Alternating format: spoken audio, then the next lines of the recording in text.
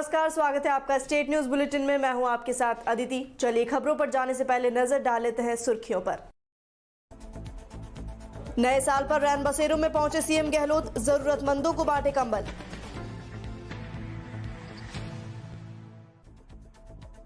किसान नेता रामपाल जाट की तबीयत बिगड़ी, जयपुर एसएमएस अस्पताल में भर्ती।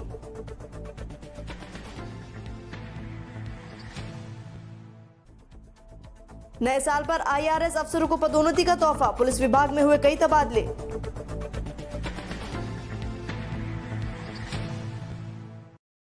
अब खबरें विस्तार से।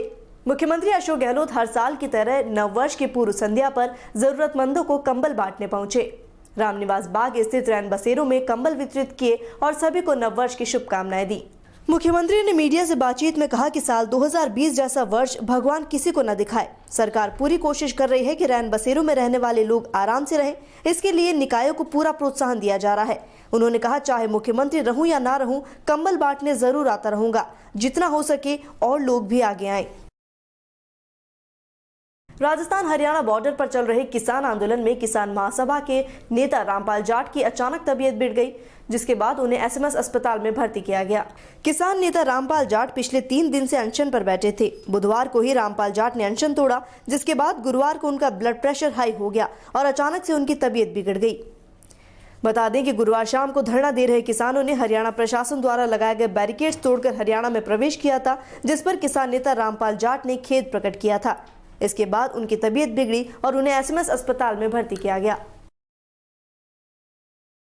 राजस्थान पुलिस महकमे में एक बार फिर बड़े स्तर पर फेरबदल हुआ है। प्रदेश में पुलिस कांस्टेबल से लेकर इंस्पेक्टरों तक के तबादले किए गए। नववर्ष से पूर्व राजस्थान के पुलिस महकमे में बड़ा फेरबदल देखने को मिला। प्रदेश में पुलिस कांस्टेबल से लेकर इंस्पेक्टरों के तबादले किए गए। वहीं आईआरएस सेवा के अधिकारियों को पदोन्नति का तोहफा भी मिला। 3 पुलिस इंस्पेक्टरों को प्रतिनियुक्ति पर जेडीए में लगाया गया। पुलिस इंस्पेक्टर रेवड़मल मौर्य को आयुक्तालय जयपुर से जेडीए, कामरान खान को एटीएस से जेडीए और राजेंद्र कुमार रावत को आयुक्तालय जयपुर से जेडीए में तबादला किया गया। इसके अलावा जयपुर ग्रामीण में 22 पुलिस कांस्टेबल, 6 हेड कांस्टेबल, 4 सहायक उप निरीक्षक और 1 सब इंस्पेक्टर का तबादला किया गया। पूरे प्रदेश की बात की जाए तो 21 सब इंस्पेक्टरों के तबादले किए गए। इन्हें प्रदेश भर के विभिन्न जिलों में इधर से उधर किया गया। वहीं 47 पुलिस हेड कांस्टेबलों के तबादले हुए। किसानों के सम्मान और अधिकार हेतु प्रदेश कांग्रेस कमेटी द्वारा चलाए जा रहे किसान संवाद कार्यक्रम के तहत विद्याधर नगर विधानसभा क्षेत्र में सीकर रोड में कार्यक्रम आयोजित हुआ। कार्यक्रम के मुख्य अतिथि राजस्थान सरकार के कैबिनेट मंत्री प्रताप सिंह खाचरियावास और विशिष्ट अतिथि राजेश चौधरी तथा कार्यक्रम की अध्यक्षता बाबूलाल गुप्ता द्वारा की गई। प्रताप सिंह सभा स्थल पर किसानों और कांग्रेसी नेताओं के साथ ट्रैक्टर चलाकर सभा स्थल पर पहुंचे।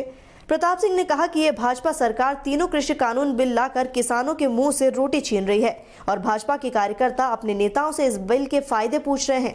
उन्होंने सभा में इन काले कानूनों का विरोध किया और संकल्प लिया कि जब तक ये तीनों कृषि बिल केंद्र सरकार वापस नहीं लेती, तब तक कांग्रेस और किसान सड़कों पर पुरजोर विरोध करेंगे।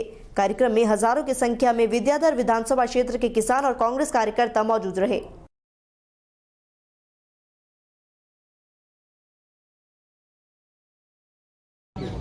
कि सरकार किसान के लिए है या किसान सरकार के लिए है। जो कानून लाया जाता है वो जनता हित में लाया जाता है। मैंने आज तक जिंदगी में यही सीखा है कि जो कानून सरकार लेके आती है वो जनता के हित में लेके आती है। ये पहला कानून है जिसमें जनता भी विरोध कर रही है, व्यापारी भी विरोध कर रहा है, मजदूर भी विरोध कर रहा है। फिर सरकार को क्या जरूरत है इस कानून को रखने की? इतना मूंछ का बाढ़ क्यों बना रखा है? जनता को मार रहे हैं, 40 किसान मर गए। रोड के ऊपर किसान है, इस ठंड के अंदर -10 डिग्री टेम्परेचर के अंदर किसान रोड के ऊपर है। मेरा आपके माध्यम से आग्रह है कि जो आप वही काम कीजिए जो जनता चाहती है, क्योंकि आपको जनता ने चुना है और जनता की चुनी हुई सरकार अगर जनता के खिलाफ फैसले करती है तो इसका अंतिम निर्णय जनता ही करेगी और उसका निर्णय बहुत खराब होगा, उसका परिणाम बहुत खराब होगा। मैं आग्रह करता हूं माननीय प्रधानमंत्री जी, आपने नोटबंदी थोपी, चल गई। आपने जीएसटी थोपा, वो चल गया। अब ये काला कानून जो 3 कानून निकाले हैं, जो भी अध्यादेश करके निकाले हैं, मेरा आग्रह है आपसे वापस ले लीजिए और भारत के किसान को स्वाभिमान से जीने दीजिए। जैसे पहले जीता आ रहा था, उसको रिलीफ मत दीजिए, लेकिन रिलीफ नहीं देने के बदले में मारिए मत। आपका कुचामन सिटी में नववर्ष की पूर्व संध्या के अवसर पर ग्राम पंचायत शिव के सरपंच लालाराम आंडा के छोटे भाई सुरेश कुमार आंडा का कनिष्ठ सहायक एलडीसी में चयन हुआ। इस पर ग्रामीणों की ओर से भव्य स्वागत किया गया।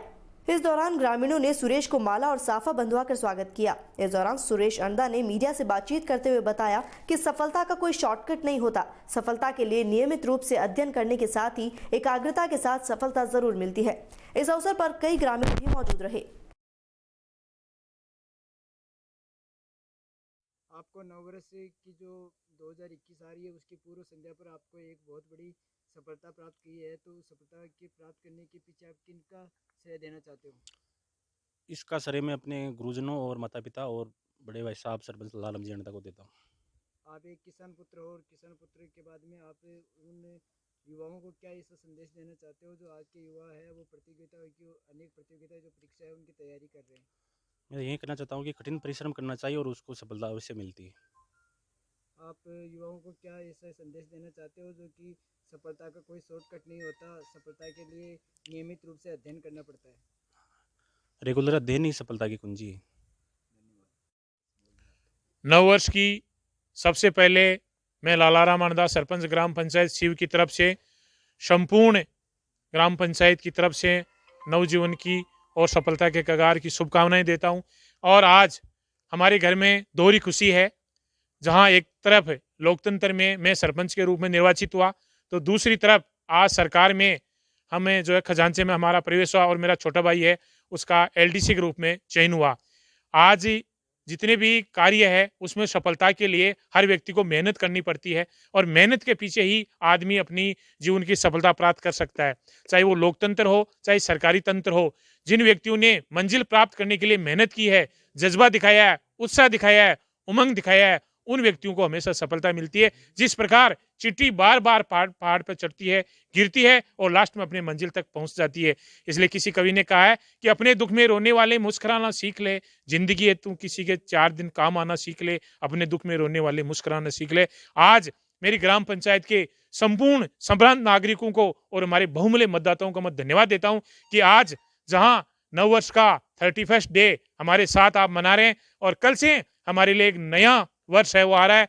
ये वर्ष हालांकि बड़ा संकट में ही रहा, लेकिन लोगों ने कोरोना के काल में संकट की घड़ी में मजबूती के साथ में अपने स्वास्थ्य का ध्यान रखा और आज नई साल है उसका नया सूर्य उदय हम सुबह देखेंगे और नए उज्जवल जीवन की हम कामना करेंगे। पुनः सब लोगों को इस नववर्ष की हार्दिक शुभकामनाएं, कोटि कोटि धन्यवाद। चूरू के बीदासर में उच्च शिक्षा मंत्री भंवर सिंह भाटी पहुंचे। यह नवनिर्मित पुलिस थाना भवन का लोकार्पण किया।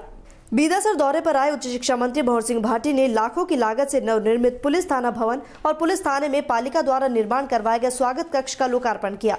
इस दौरान मंत्री ने भाजपा पर निशाना साधते हुए केंद्र की मोदी सरकार को किसान विरोधी बताया। मंत्री ने कहा कि सरकार को किसान विरोधी काले कानून वापस लेने चाहिए। और इसी के साथ स्टेट न्यूज बुलेटिन में इतना ही। देश और दुनिया की तमाम खबरों के लिए बने रहिए डीपीके न्यूज के साथ।